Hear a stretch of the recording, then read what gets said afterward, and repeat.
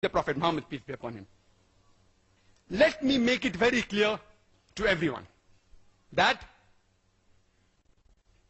this Bible, which the Christians believe to be the word of God, is not the Injil which we Muslims believe was revealed to Prophet Jesus, peace be upon him.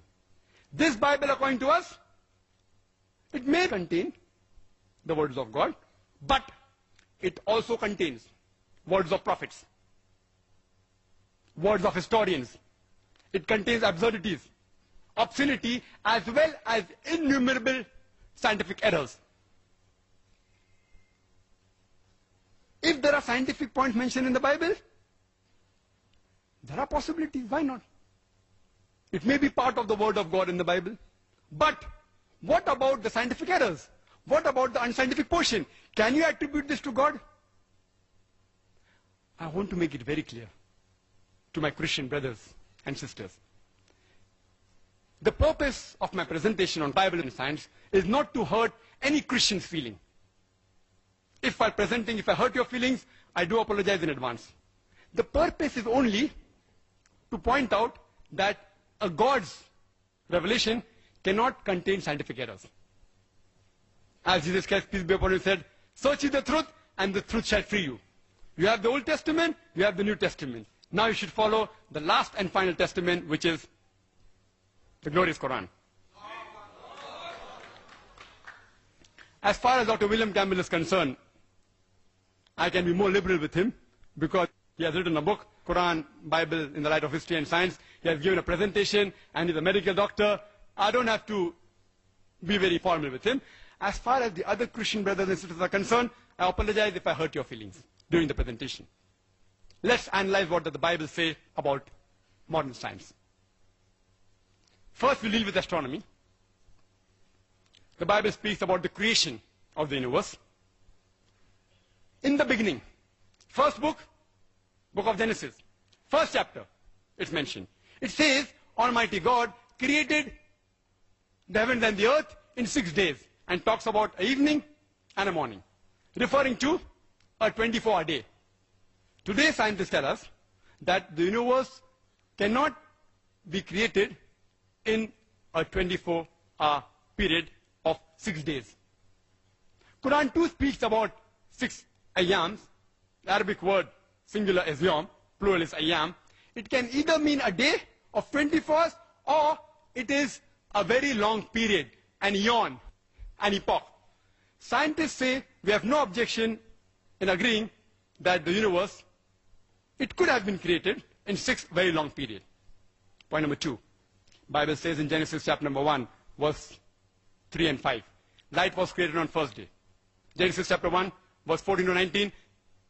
The cause of light, stars, and the sun, etc., was created on 4th day. How can the cause of light be created on the 4th day later than the light which came into existence on the first day? It's unscientific. Further, the Bible says, Genesis chapter 1, verse 9 to 13, earth was created on the 3rd day. How can you have a night and day without the earth?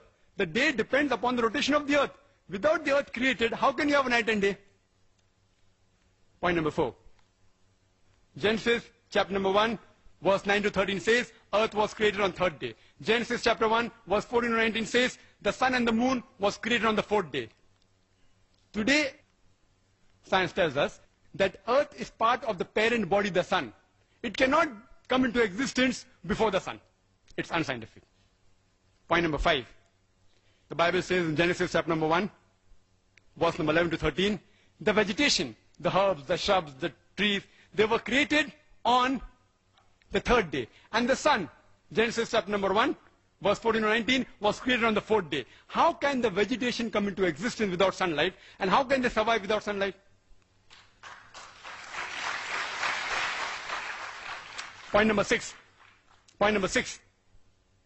That the Bible says in Genesis chapter 1, verse number 16, that God created 2 lights. The greater light, the sun, to rule the day, and the lesser light, the moon, to rule the night. The actual translation, if you go to the Hebrew text, it is lamps. Lamps, having light of its own. And that you'll come to know better if you read both the verses, Genesis chapter 1, verse 16 as well as 17. Verse number 17 says, and Almighty God placed them in the firmament to give light to the earth. To give light to the earth, indicating that sun and the moon has its own light, which is in contradiction with established scientific knowledge that we have.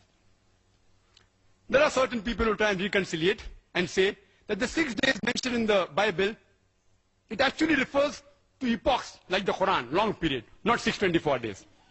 It's illogical. You read the Bible, evening, morning, it clearly states 24 hours, it indicates. But even if I use a concordance approach, no problem. I agree with your illogical argument, yet they will only be able to solve the first scientific error of 6 days creation, and second, that first day light and third day earth. The remaining 4, yet they cannot solve. Some further say that if it's a 24 period, why can't the vegetables survive for 124 day without sunlight? I say fine. If you say that the vegetables were created before the sun and can survive for 124 day, I have got no objection. But you can't say the days mentioned are 24 hours as well as epochs. You can't have the cake and eat it both. If you say it is long period, you solve point number 1 and 3. The remaining 4 are yet there. If you say the days are 24 days, you solve only point number 5. The remaining 5 are yet there. It becomes unscientific. I leave it to Dr. William Campbell, whether he wants to say it is long period and say that there are only 4 scientific errors, or say it is a 24 days and say there are only 5 scientific errors in the creation of the universe. Regarding the concept of earth, there are various scientists who have described how will the world end. Hypothesis. Some may be right, some may be wrong. But either the world will perish or the world will live forever. Both cannot take place simultaneously. It's unscientific. But this is exactly what the Bible says. It's mentioned in the Bible. In the book of Hebrews, chapter number 1, verse number 10 and 11. And in the book of Psalms, chapter number 102, verse number 25 and 26, that Almighty God created the heavens and the earth, and they will perish.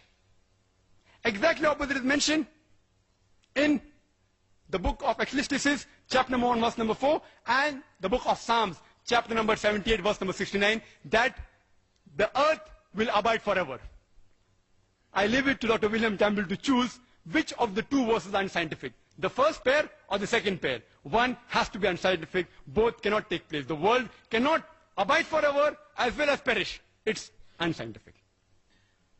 Regarding the heavens, the Bible says in Job chapter 26 verse 11 that the pillars of the heaven will tremble. Quran says in Surah Luqman chapter 31 verse number 10 that the heavens are without any pillars. Don't you see it? Don't you see the heavens are without any pillars? Bible says heaven has got pillars. Not only do the heavens have got pillars, Bible says in the first book of Samuel, chapter number 2, verse number 8, as well as the book of Job, chapter number 9, verse number 6, and the book of Psalms, chapter number 75, verse number 3, that even the earth have got pillars. In the field of diet and nutrition, let's analyze what does the Bible say. The Bible says in the book of Genesis, chapter number 1, verse number 29, that God has given you all the herbs bearing seeds, the trees bearing fruits, those that bear seed, as meat for you. New International Version says the seed bearing plant and the trees bearing fruits, bearing seeds are food for you, all of them. Today, even a layman knows that there are several poisonous plants like wild berries, strychnine, datura, plants containing alkaloid, oleander, buckeye pod, that which if you ingest, if you eat, there are high possibilities you may die. How come the creator of the universe and human beings doesn't know that if you have these plants you will die? I hope Dr. William Campbell doesn't give this vegetarian diet to his patients. The Bible has a scientific test how to identify a true believer. It's mentioned in the Gospel of Mark, chapter number 16, verse number 17 and 18. It says that there will be signs for true believers, and amongst the signs, in my name They shall cast out devils. They shall speak foreign tongues, new tongues. They shall take up serpents. And if they drink deadly poison, they shall not be harmed. And when they place their hand over the sick, they shall be cured. This is a scientific test. In scientific terminology, it's known as the confirmatory test for a true Christian believer. In the past 10 years of my life, I have personally interacted with thousands of Christians, including missionaries. I have not come across a single Christian who has passed this confirmatory test of the Bible. I have not come across a single Christian who took poison. I have not come across any who took poison and who has not died. And in scientific terminology, this is also called as a falsification test. That means if a false person tries and does this test, takes poison, he will die. And a false person will not dare attempt this test. If you are not a true Christian believer, you will not dare attempt this test. Because if you try and attempt the falsification test, you will fail. So, a person who is not a true Christian believer will never attempt this test. I have read the book, the Quran, the Bible in the Light of History and Science, written by Dr. William Campbell. And I assume that he is a true Christian believer. And at least I would like him to confirm to me about the falsification test.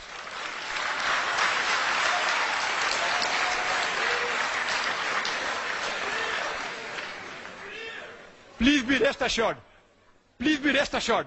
I will not ask Dr. William Campbell to have deadly poison because I don't want to jeopardize the debate.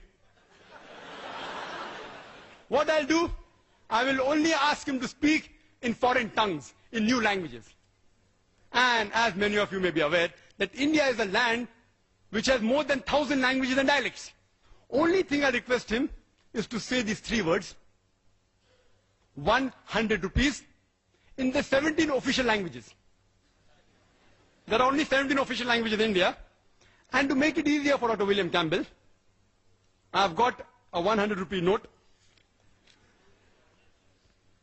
And this has all the 17 languages mentioned here. Besides English and Hindi, I will help him. I'll give him a beginning. 100 rupiah in Hindi. The remaining 15 languages are here. I'll request him to read. I know the test says they will speak foreign languages on their own, without help of reading. But I want to make the test easier. I want to see someone passing the test. I have not seen anyone. So if he can't say it on his own or from his memory, at least read it. I don't mind. I will accept it. And I request the chairperson to give it to Dr. William Campbell. He has his rebuttal. 15 languages, 100 rupiah, 3 words only. What does the Bible say regarding hydrology? Bible says in Genesis, chapter number 9, verse number 13 to 17, that after God, at the time of Noah, submerged the world by flood, and after the flood subsided, he said, I put up a rainbow in the sky as a promise to the humankind never to submerge the world again by water. To the unscientific person, it may be quite good. Oh, rainbow is a sign of Almighty God, never to submerge the world by flood again. But today we know very well that rainbow is due to the refraction of sunlight with rain or mist. Surely there may have been thousands of rainbows before the time of Noah, peace be upon him. To say it was not there before Noah's time, we have to assume that the law of refraction did not exist, which is unscientific. In the field of medicine, the Bible says, in the book of Leviticus, chapter number 14, verse number 49 to 53, it gives a novel way for disinfecting a house from plague of leprosy. Disinfecting a house from plague of leprosy. It says that take 2 birds, kill 1 bird, take wood, scarlet, hyssop, and the other living bird, dip it in water, and under running water, later on, sprinkle the house 7 times with it. Sprinkle the house with blood to disinfect against plague of leprosy. We know blood is a good media of germ, bacteria, as well as toxin. I hope Dr. William Campbell doesn't use this method of disinfecting the OT, the operation theater.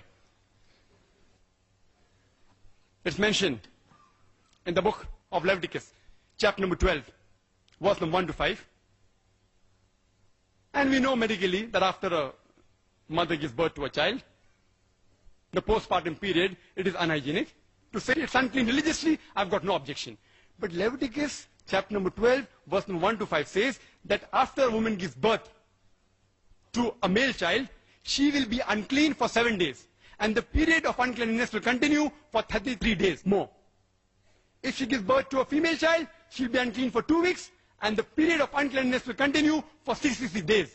In short, if a woman gives birth to a male child, a son, she is unclean for 40 days. If she gives birth to a female child, a daughter, she is unclean for 80 days. I would like Dr. William Campbell to explain to me scientifically how come a woman remains unclean for double the period if she gives birth to a female child as compared to a male child. The Bible also has a very good test for adultery. How to come to know a woman has committed adultery. In book of Numbers, chapter number 5, verse number 11 to 31. I'll just say in brief. It says that the priest should take holy water in a vessel, take dust from the floor and put it into the vessel, and that's the bitter water. And after cursing it, give it to the woman. And if the woman has committed adultery, after she drinks it, the curse will enter her body, the stomach will swell, the thigh will rot, and she shall be cursed by the people. If the woman has not committed adultery, she will remain clean and she will bear the seed. A novel method of identifying whether a woman has committed adultery or not. You know, today in the world, there are thousands of cases pending in different parts of the world, in different courts of law, only on the assumption that someone has alleged that the woman has committed adultery. I had read in the newspapers, and I came to know from the media, that the president of this great country, Mr. Bill Clinton, he was involved in a sex scandal about 2 years back. I wonder that why didn't the American court use this bitter water test for adultery? He would have gone scot-free immediately.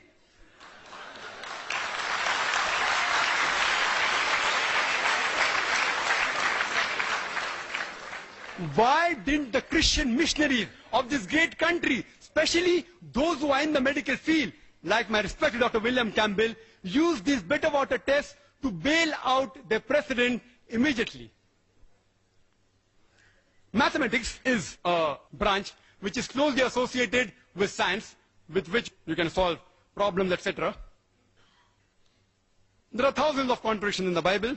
Hundreds deal with mathematics. I'll just touch on few of them. It's mentioned in Ezra chapter number 2, verse number 1, and Nehemiah chapter number 7, verse number 6, the context, that when the people returned from exile from Babylon, when King Nebuchadnezzar of Babylon, when he released the men from Israel, they came back from captivity, and the list of the people are given. The list is given in Ezra, chapter number 2, verse number 2 to 63, and Nehemiah chapter number 7, verse number 7 up to 65. The list is given with the names as well as number of people released. In these 60 verses, there are no less than 18 times the name is exactly the same, but the number is different. There are no less than 18 contradictions in less than 60 verses of these two chapters.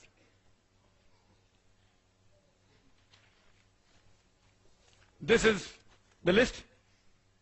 I don't have time to run through the list. There are no less than 18 different contradictions in less than 60 verses.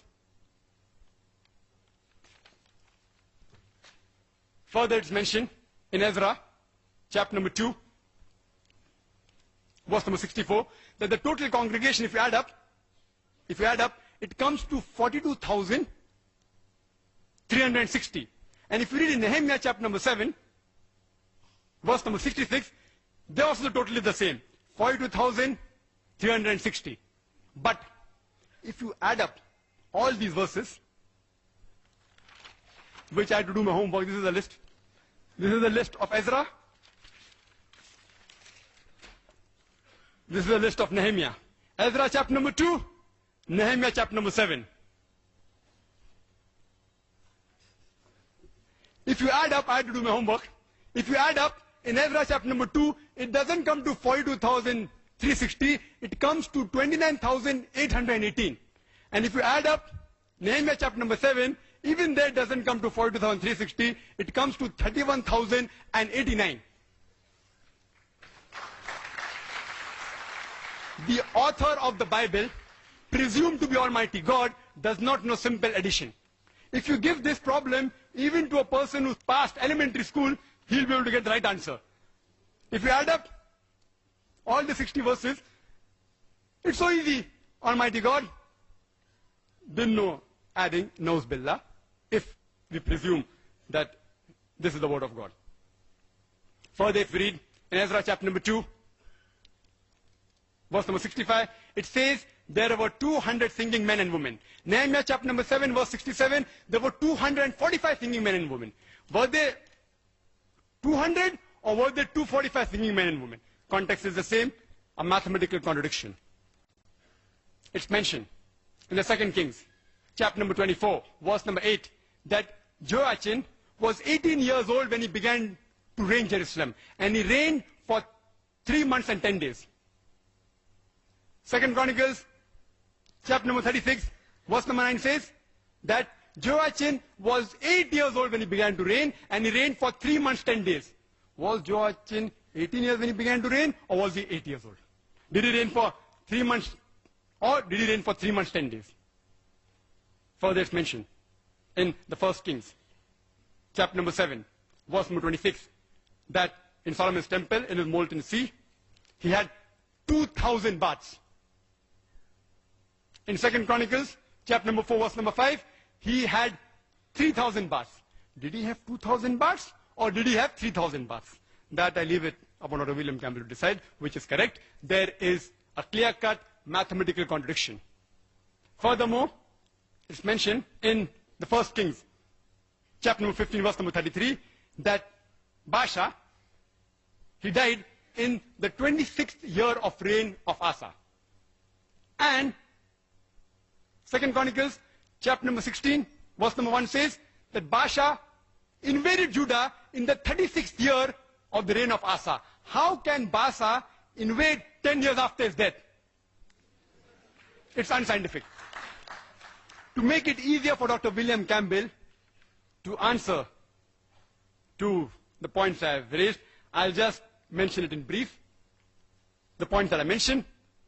The first point was that the creation of the earth and the heaven, the universe, was in 624 days. Light was there before the source of light. Point number 2. 3. Day came into existence before creation of earth. Point number 4. Earth came into existence before sun. Point number 5. Vegetation came into existence before sunlight. Point number 6. Light of the moon is its own light. Point number 7. The earth, will it perish or will it abide forever? Point number 8. The earth has got pillars. Point number 9. The heavens have got pillars. Point number 10. God said you can have all plants and all vegetation, including the poisonous plants. Point number 11. The scientific test, the falsification test of Mark chapter number 16, verse number 17 and 18. Point number 12. A woman remains unclean for double the period if she gives birth to a daughter as compared to a son. Point number 13. Using blood to disinfect the house against plague of leprosy. Point number 14. How do you find out the bitter water test for adultery? Point number 15. 18 different contradictions in less than 60 verses of Ezra chapter 2 and Nehemiah chapter number 7.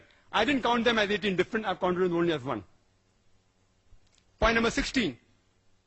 The total is different in both the chapters. Point number 17. Are there 200 singing men and women or are there 245 singing men and women? Point number 18. Was Joachim 18 years old or was he 8 years old when he began to reign? Point number 19. Did he reign for 3 months or 3 months, 10 days? Point number 20. Did Solomon had 3,000 baths or 2,000 baths? Point number 21. is that Baasha, how could he invade Judah 10 years after his death? Point number 22 is Almighty God. He said, I put up a rainbow in the sky as a promise to the humankind never to submerge the world again by water.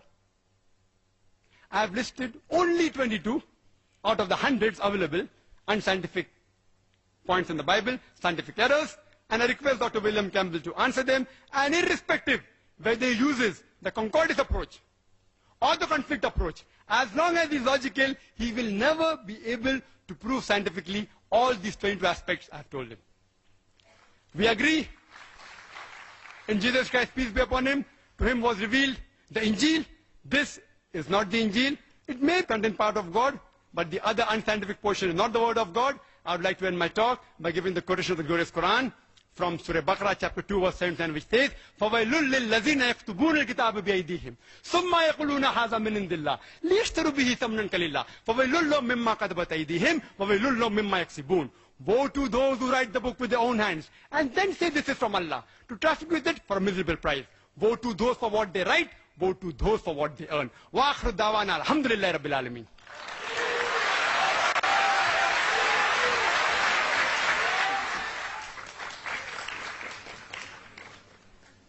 Dr. Naik has talked about the day and the periods.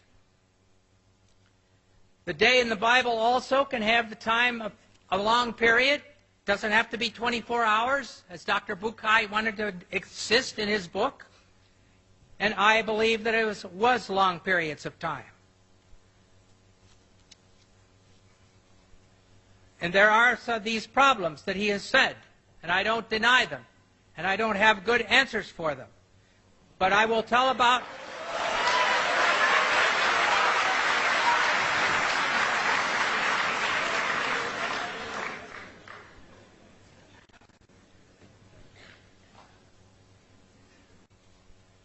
And there are these problems that he has said, and I don't deny them, and I don't have good answers for them.